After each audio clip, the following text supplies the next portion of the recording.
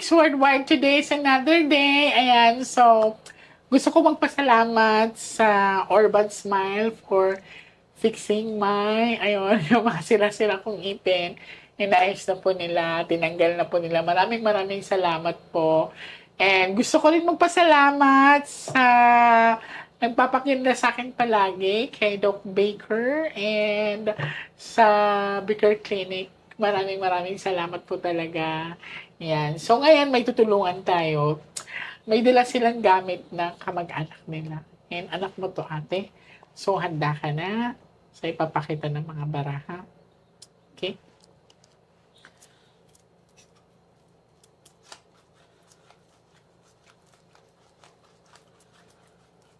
Ilang taon nga to siya, ate? 20.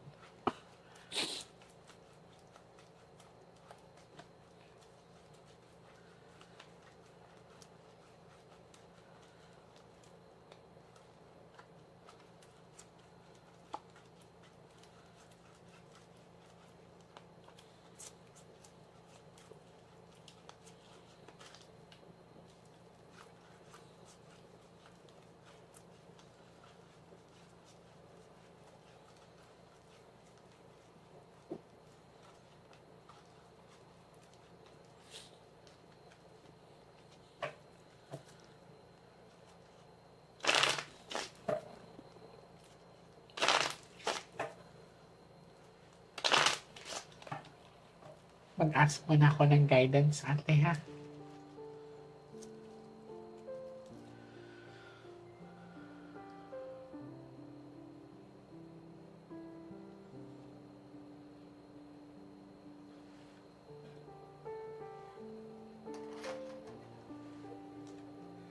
Now, I want you to focus, ate.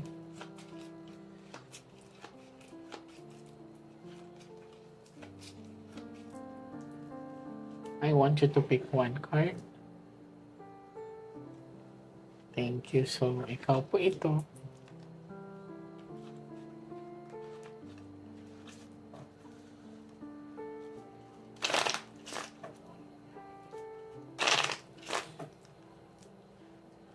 Cut the cards into 3.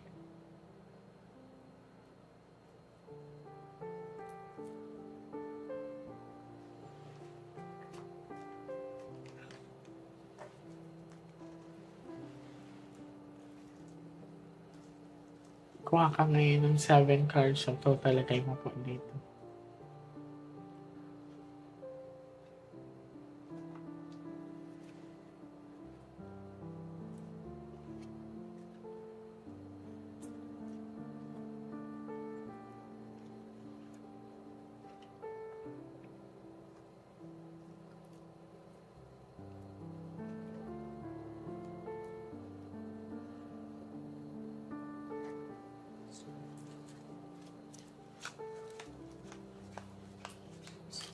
So, this is you.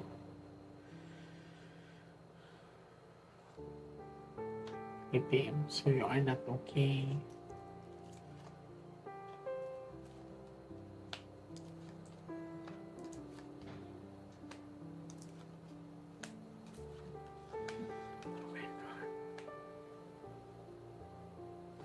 This is love, ate. Ace of Heart po ito. This is happiness and love at peace.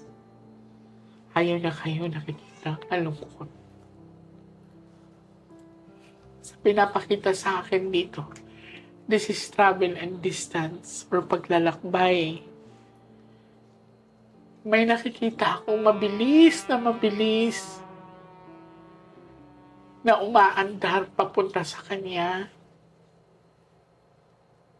Sobrang bilis.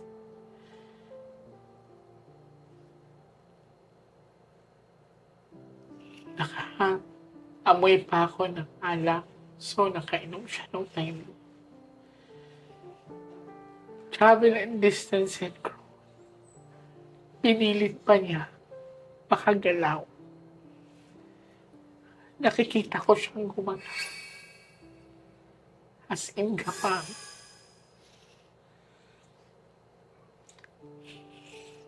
Ang pain na nararamdaman ko sa kanya is mostly ito, dito. Kinikilabutan ako. Ayoko na nakikita ko umiiyak. Tinatawag mo pa yung pangalan niya. Alam ko hindi ganun kadali, lalo na sa'yo.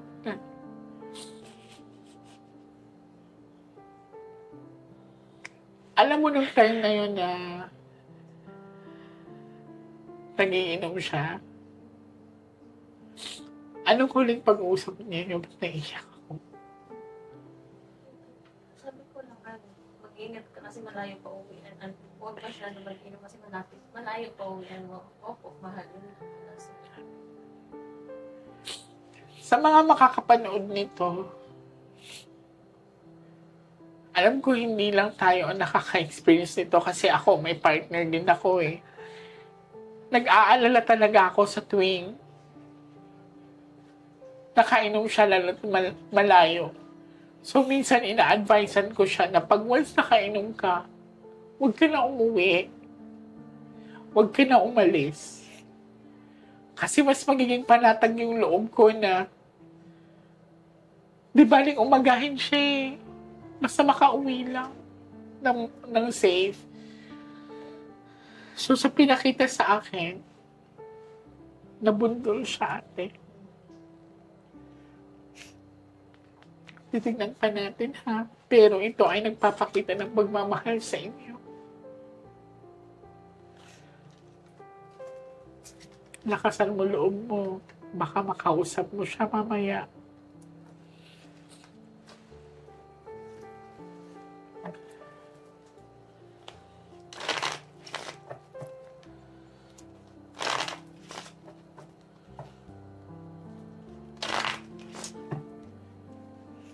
Cut the cards. Niyak ako kasi nararamdaman ko kayo. Pinipilit kong huwag ma-absorb yung emotion nila. Pero,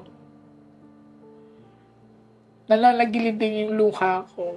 Kasi nakita ko yung pangyayari sa kanya. Ang bilis-bilis, nahanggip siya. Tapos, pinilit pa niya. Gumapang pa siya, nakagapang pa siya, te. Tapos ito yung napuruan sa kanya. Saan yung sugat niya? Ito yung hiwa talaga to. Tapos Ito. Gusto yung dito nga niya ang tinamaan. Cut the cards into 3.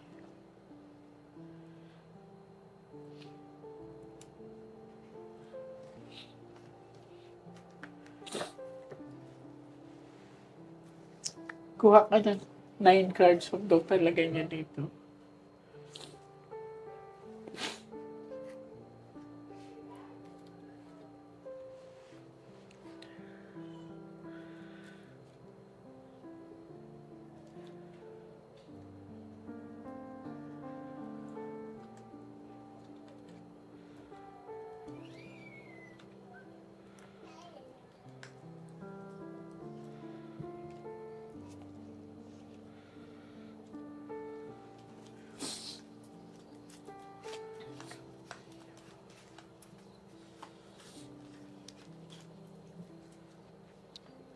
Ay, mahal talaga. Mabait ang asawa mo. Mabait anak mo, te.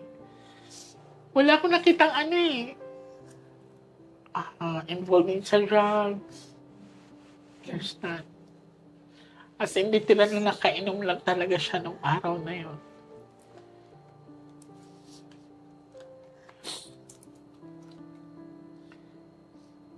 Oh, okay. So, hindi lang siya yung namatay. Pati yung driver. Ano na mangyayari sa kaso niya? Wala na. Separation.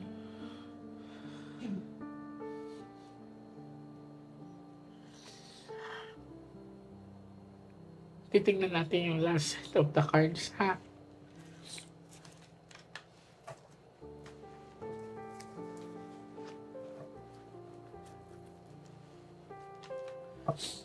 Sino receive ng tawag sa inyo na na-aksidente siya? Pumunta mismo. Anong naramdaman mo nung sinabi sa'yo? Hindi mo talaga ma-observe pa. Hindi pa ako kasi sa sobrang halo-halo emotion, hindi mo na alam kung ano yung unang mong mararamdaman. Lungkot, takot, kung totoo, nalilito pa, kung totoo pa. So, hindi ko isa.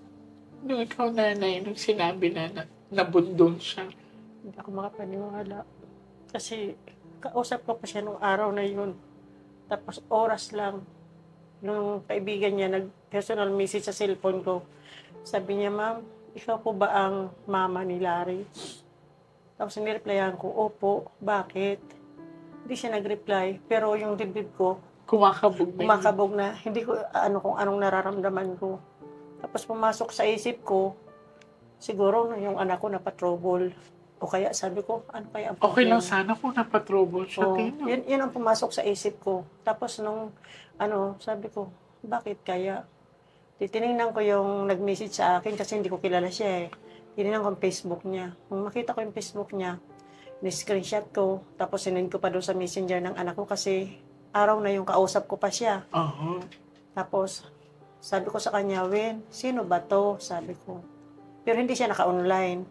Tapos ngayon, nung nakita ko yung Facebook nung kaibigan yung nag-personal message sa akin, nakita ko may mga like ang anak ko. Sabi ko, ay, kaibigan pala niya to. Kaya nireplyan ko yung message niya na sabi ko, bakit? May problema ba si Larry? Tapos yun, nag-reply na siya sa akin. Pag-reply niya sa akin, ay, ma'am, sabi niya, pakitanong mo na lang si Grace. Si Grace na lang ang magsabi sa'yo ng kung anong problema. Kaya nung tinawagan ko ito, yung Facebook niya, yung messenger niya, ang tagal, walang sumasagot. Tapos yung pangatlong ring ng cellphone niya, ang sumagot sa akin yung kapatid nila na bunso. Pero nung sumagot ako, sabi ko, hello, wala pa rin sumasagot. Kaya sabi ko, hello, bakit? Tapos sumagot sa akin yung kapatid niya, si Karen, ate. Sabi ko, bakit? Anong problema? Ate. Anong ate? Sabi ko, ano bang problema?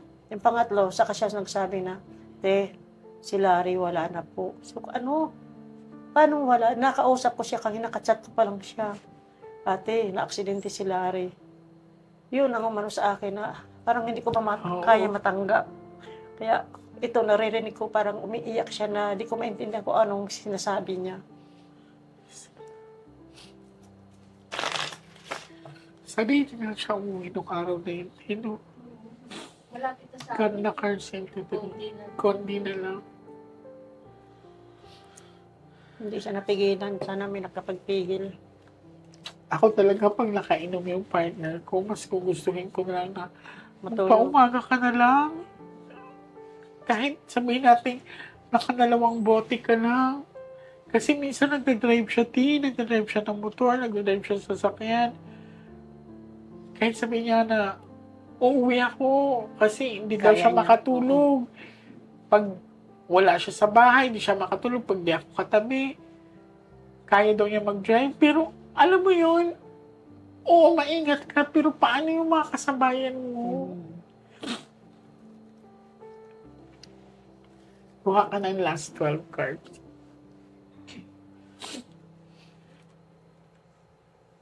Hindi na siya umabot sa hospital. Hindi. Ambulance. Dead on arrival na siya.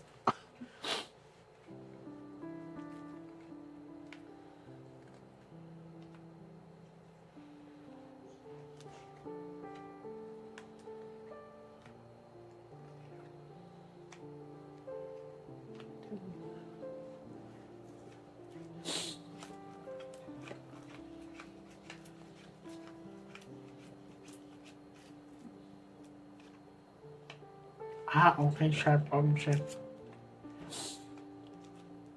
Malinaw na pinapakita, this is a sharp object, ha?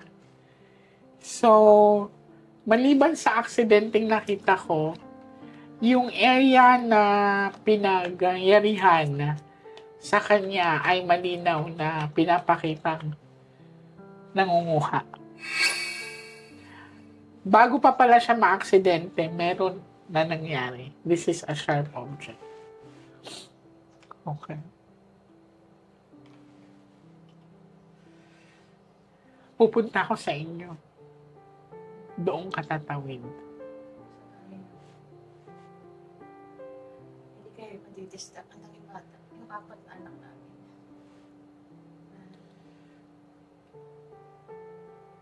Darating siya doon, tayo maniwala ka sa akin. Mas mararamdaman ko siya doon. Gusto niya umuwi.